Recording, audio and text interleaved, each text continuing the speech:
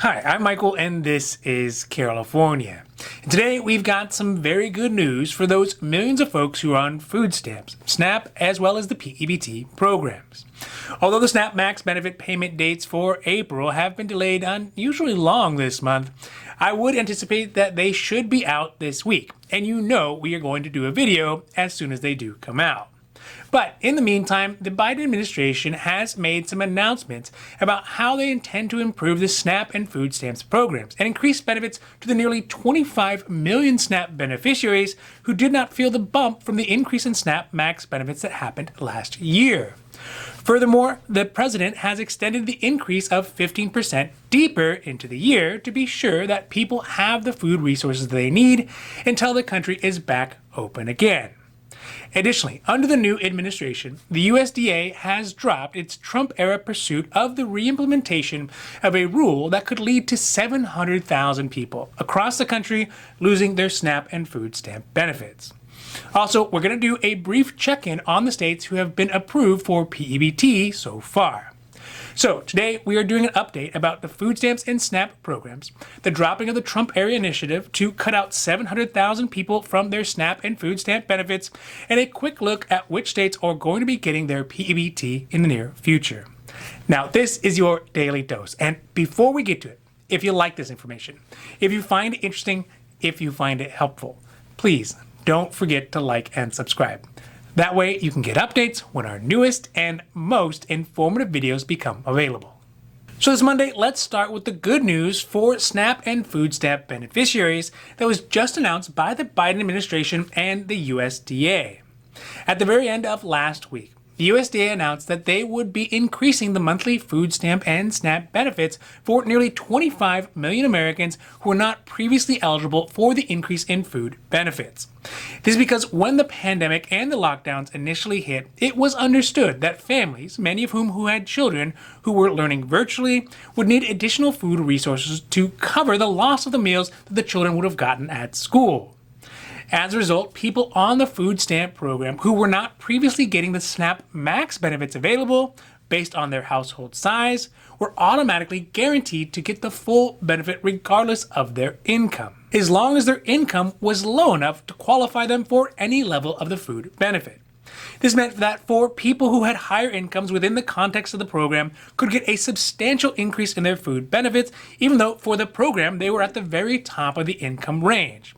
But for those lower income families who were already getting the max SNAP benefits and were still struggling, the rule did not help them at all because they were already getting the max amount of benefits that they could under the SNAP program. So under the new rule put out by the Biden administration and based off the executive order that the president signed in early January, any household who did not get at least a $95 bump in their food stamp and SNAP benefits under the SNAP Max benefit program will now receive an additional boost to their benefits.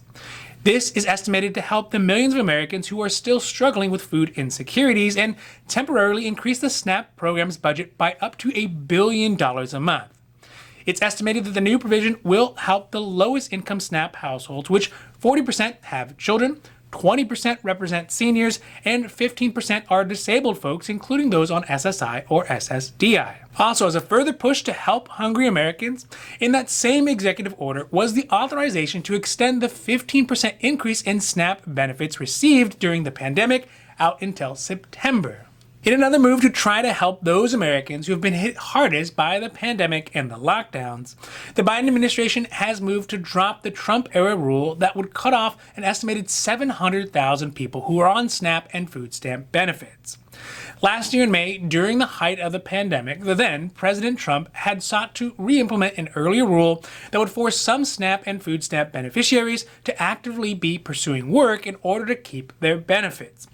The rule applied to, quote, able-bodied adults without dependents, end quote. Or more strictly, any adult who was between the ages of 18 years old and 49 years old and didn't have any dependents.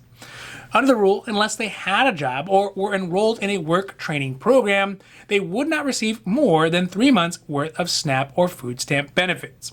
For obvious reasons, during the pandemic, the lockdowns, and the continuing economic downturn, finding a job or even really looking for a job could be very difficult.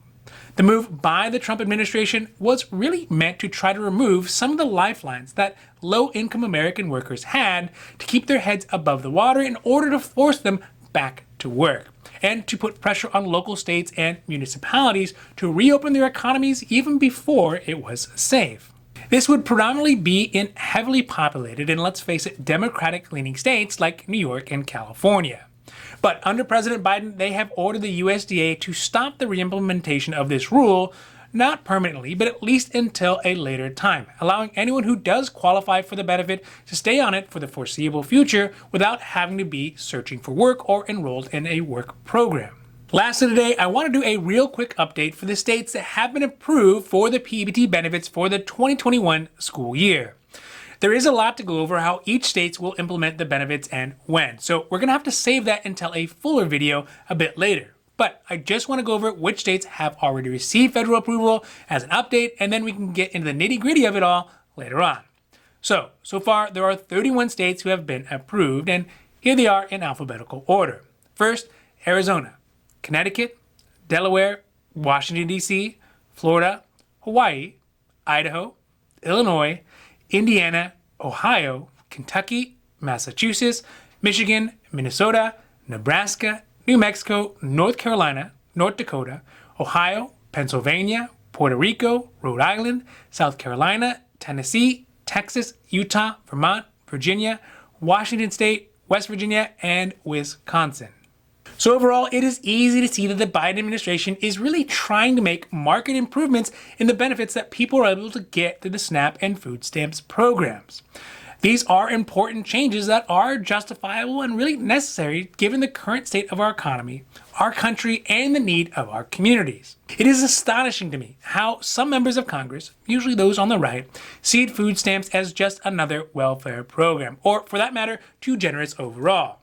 The benefits to start off were so low that even pre-pandemic, they could not sustain many of the families who benefited from the program.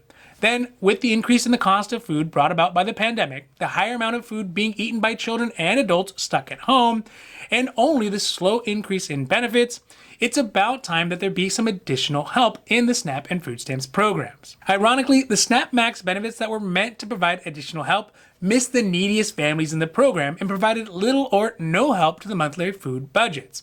So, it's good that they will now see the boost. It's good that the 15% increase for beneficiaries will continue out to September, and it is good that they are not going to take benefits away from hungry Americans simply because they've been hurt by an economy that was forced to shut down. Now, this has been your Daily Dose, and I hope that you found it interesting or helpful or at least useful. And if you did, please don't forget to like and subscribe. That way you can get updates when our newest and most informative videos become available. So that's it for me, and for California, I'm Michael, wishing you a happy, healthy day.